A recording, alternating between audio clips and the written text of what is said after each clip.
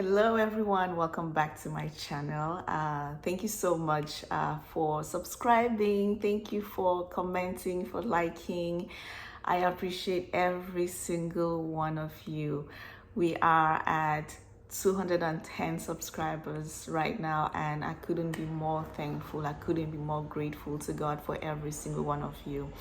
I do not take any of this for granted. So thank you, thank you, thank you. Welcome back to my returning subscribers, and welcome to the new ones. I'm so happy to have you here. Okay, let's jump right in.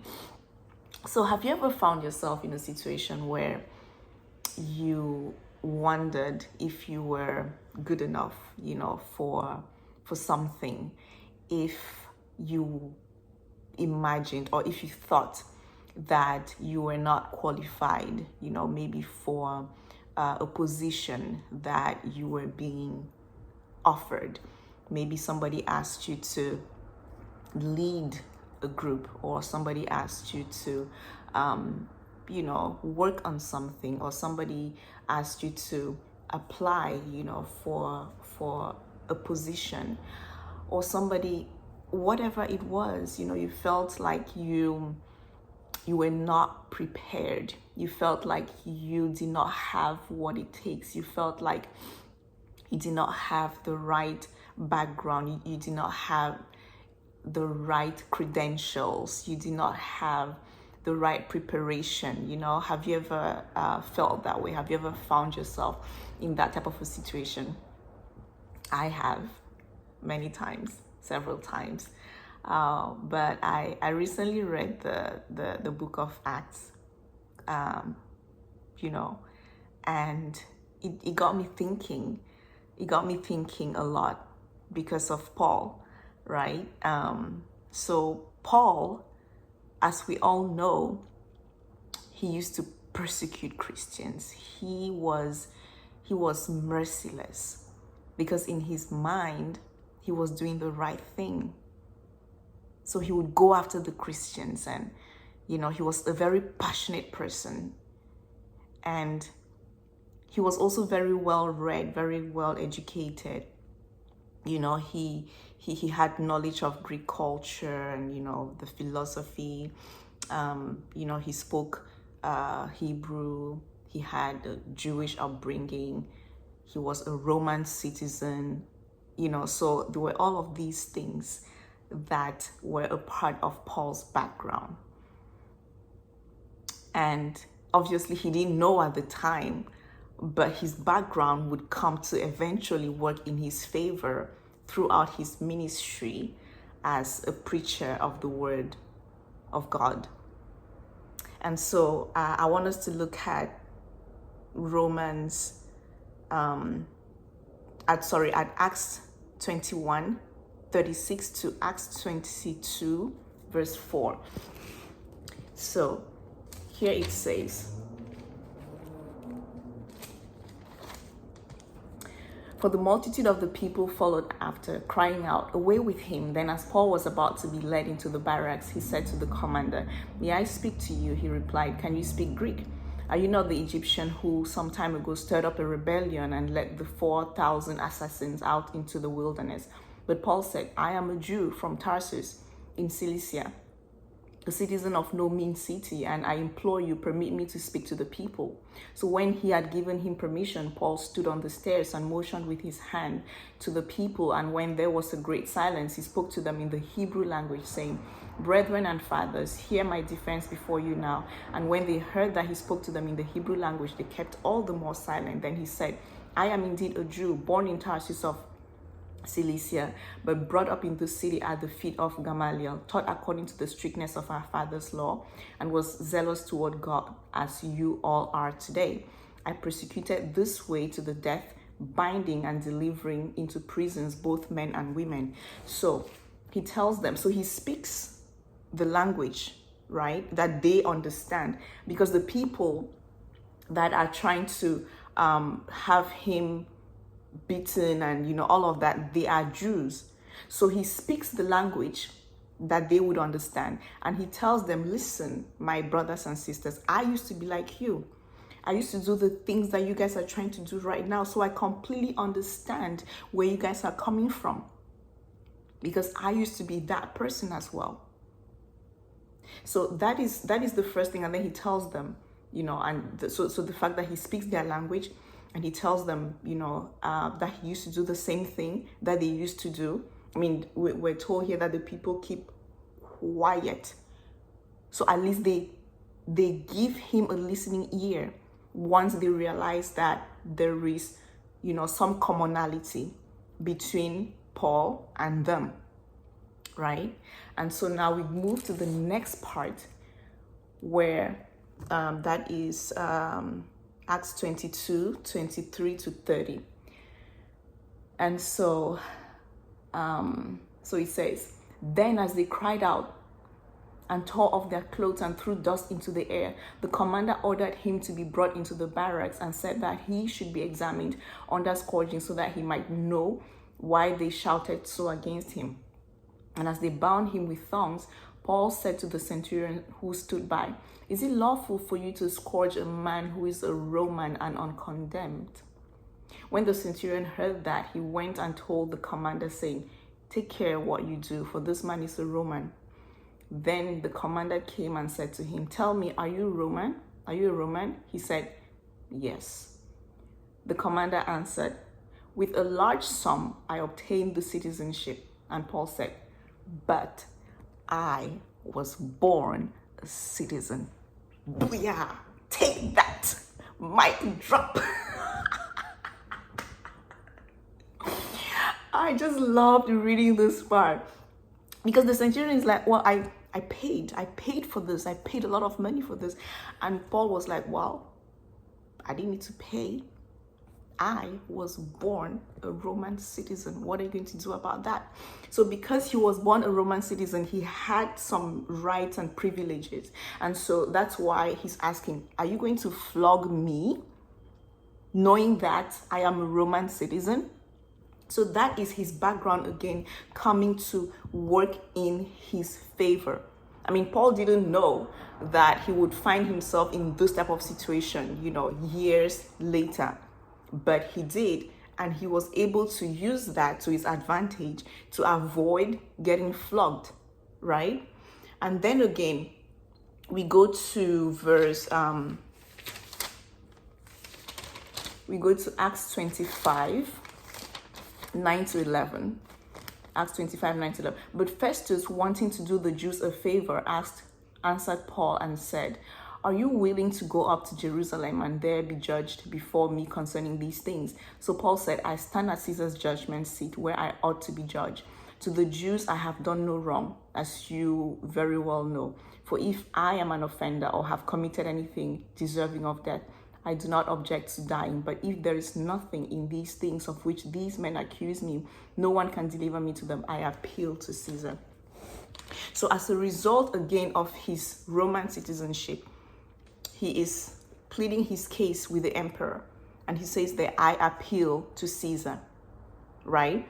And so again, we see how, Paul's background, him being very knowledgeable, very intelligent, very well read, his Roman citizenship, his Jewish background of upbringing, his knowledge of Greek culture and philosophy and all of these things, and the fact that he was a very passionate person, and the fact that he went for the things that he thought were right. All of these things prepared him for his ministry.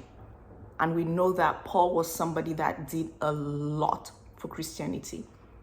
He wrote many of the books that we have in the Bible today in the New Testament, and he helped to spread the gospel a lot, right? And so I was thinking about that and thinking about the fact that sometimes we don't feel like we know enough. Sometimes we don't feel like we have what it takes. Sometimes we don't feel like we are qualified for certain positions, for certain things, for certain roles. But then if we allow ourselves to sometimes be thrown into those roles, we would realize that all along our background, all along our experiences, all along our education has been preparing us for some of these roles, and we did not even realize it. We did not even realize it. Because a lot of times we feel insecure, we feel inadequate. Have you ever read a job description and felt, oh, I can't even apply for this. I do not have what it takes. Have you ever found yourself in that type of a situation? Yeah. And sometimes it is not just with, those job descriptions that we have written out. It is in life in general. We don't feel that we are deserving of a certain type of relationship. We don't feel that we are deserving of a certain type of love. We don't feel like we're deserving of a certain type of consideration. We don't feel like we are qualified to be in a certain environment. We don't feel like we're qualified to take up a certain role. But we might be surprised. There is a reason why you were born Cameroonian, Nigerian, Brazilian, American, English, Zimbabwean, Zambian, Ghanaian. There's a reason why you were born in that country, because you're going to bring something unique to the table, especially in this global village that we're living in right now. There is there is a perspective that, somebody from Ghana would bring to a problem that a Brazilian might not have thought about. There's a perspective that a Cameroonian might bring to a problem that an American might not have thought about. There is a perspective that an Angolan might bring to a problem that an English person might not have thought about. And so embrace the background that you come from. Embrace your upbringing. Because the things that you feel are unimportant, just because they are second nature to you, are things that somebody would look at and find value in. So embrace those things. Embrace your uniqueness. And a lot of times you're able to discover this uniqueness when you find yourself with people from different cultures, with people from different backgrounds. Because sometimes when you are just with the same types of people where there is no diversity, be it culturally, be it, whatever type of diversity it is, sometimes you might not realize how unique your perspective is. And so I just want to encourage us to, be intentional as well about finding ourselves in more diverse environments where we can be able to bring different perspectives, different parts of our backgrounds that would help in developing whatever project somebody or people might be working on. And that perspective might be something that works on a small scale or on a large scale. It might just be, it might be something, about your background, about your upbringing, that is going to be what your future spouse needs. There could be something specific about your background, which is what your future children are going to need. It could be something about your background, which is what your future employer is going to need.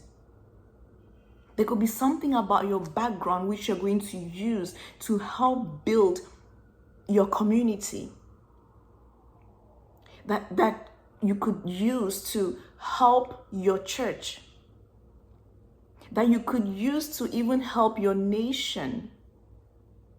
That you could use to help the world in one way or the other. There is a unique perspective. There's a uniqueness about your background that you need to discover and that you need to embrace, because it is going to be needed. That thing that you do like no other. And because it is second, it feels like a second nature to you. It is so natural. It feels like nothing. But once you expose yourself to people that are different from you, or that think differently from you, you'll be able to see the uniqueness that you're able to bring.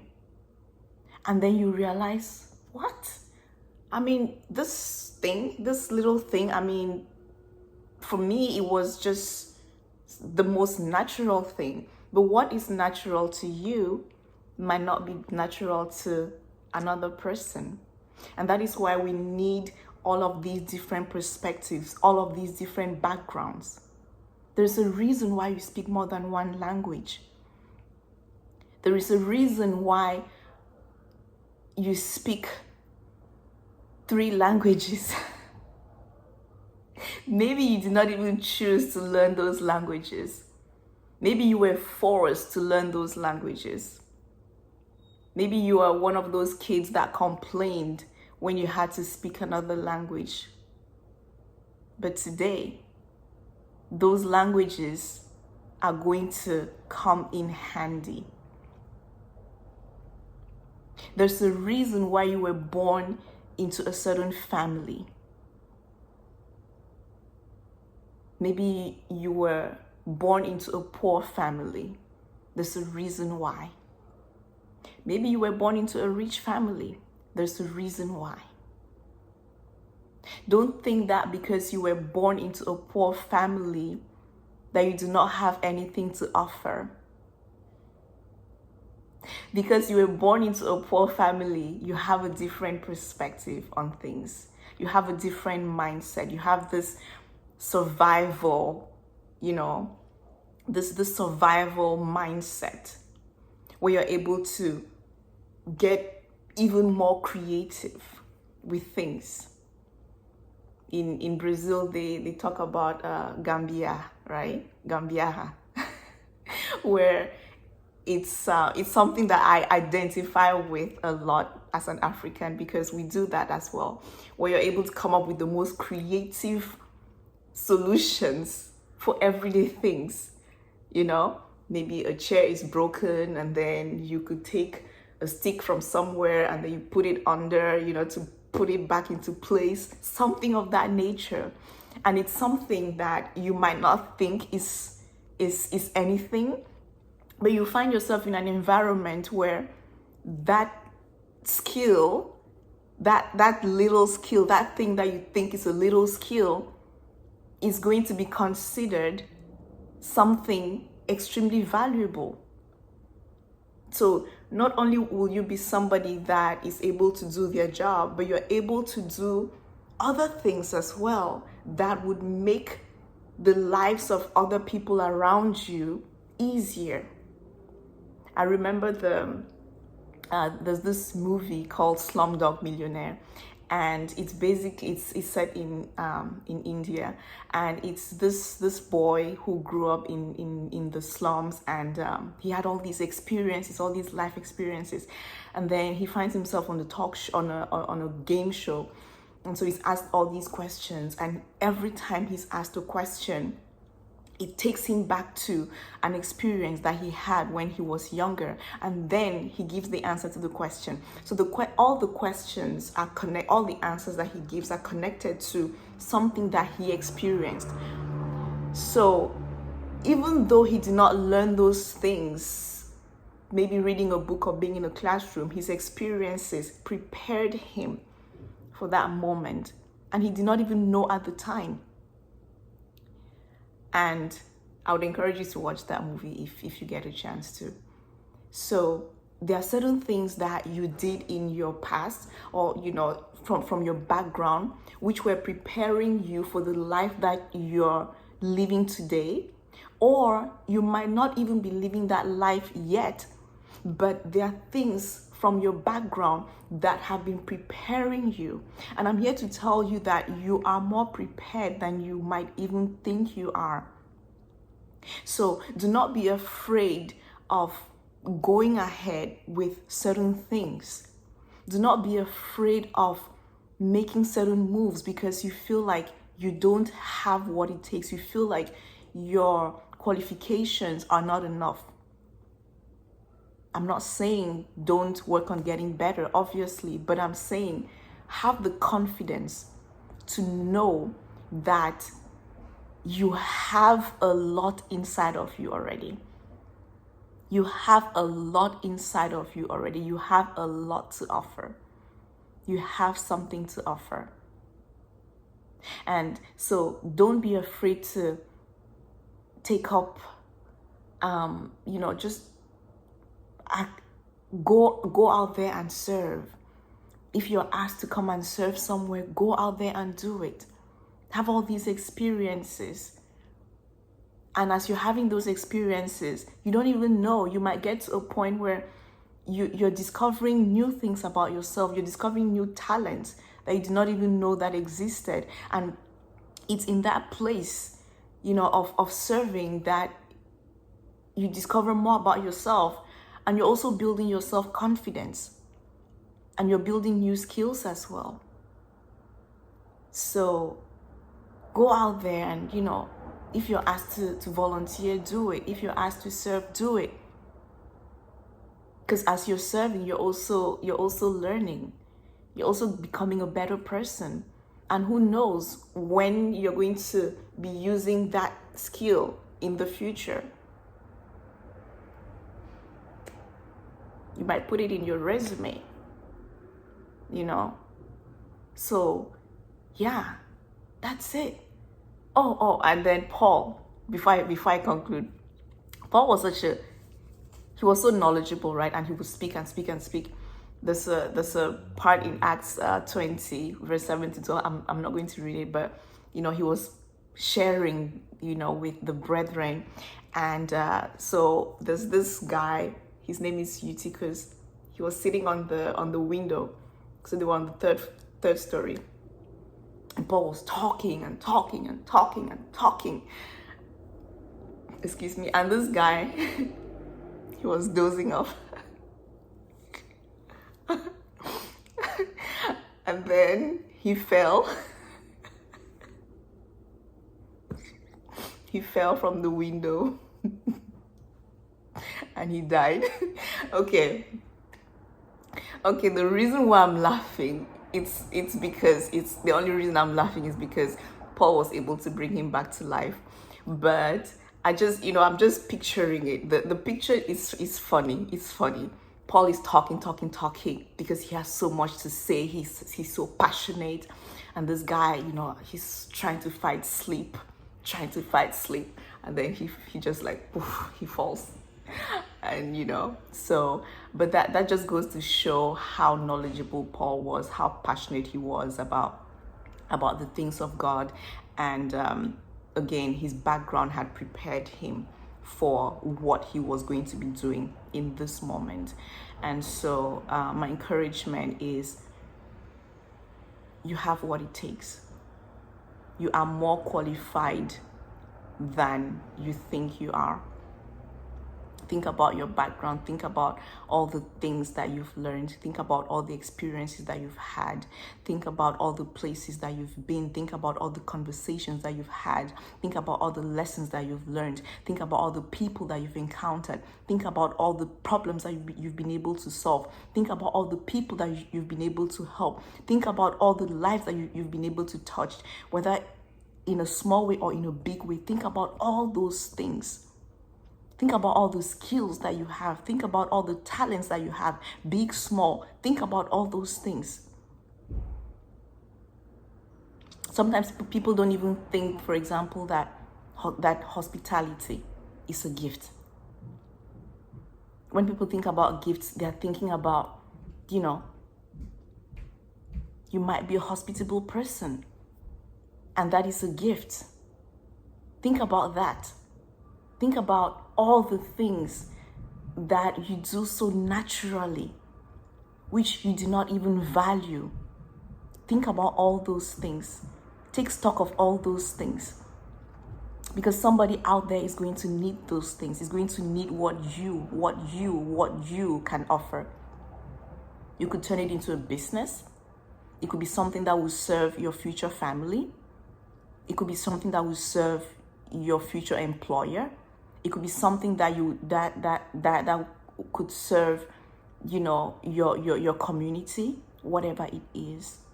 Think about your background and be thankful for the type of background that you have, because it is going to be something that somebody will need, and that you specifically would be able to deliver. Amen. All right, guys.